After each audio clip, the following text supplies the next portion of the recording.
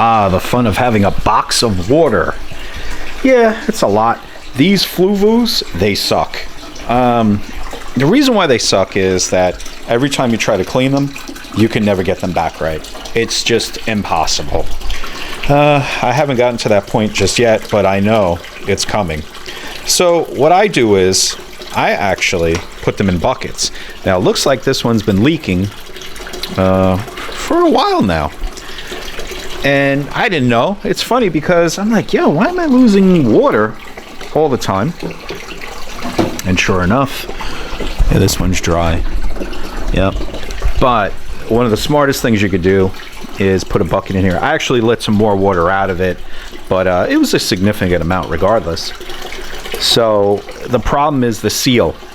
You know, they say there's tricks and everything else. You could buy a new seal. It just doesn't matter. They just seem to leak for whatever reason.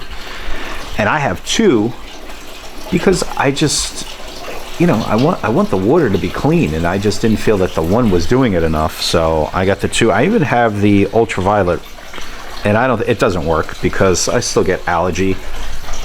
And the crazy part is I even cover up the windows, you know, as best as I can with these stupid books. So there's not a lot of light that comes in here, but yet it's still always a nightmare when it comes to this. Not a lot of fish, no overfeeding. It's just the nature of the beast.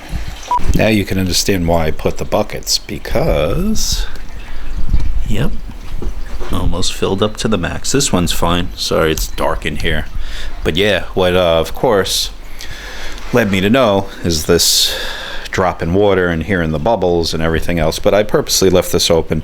I saw there was a little leak. I says, maybe it will kind of fix it. This one had a little one, and then for whatever reason it kind of did fix itself. So I gave it the opportunity.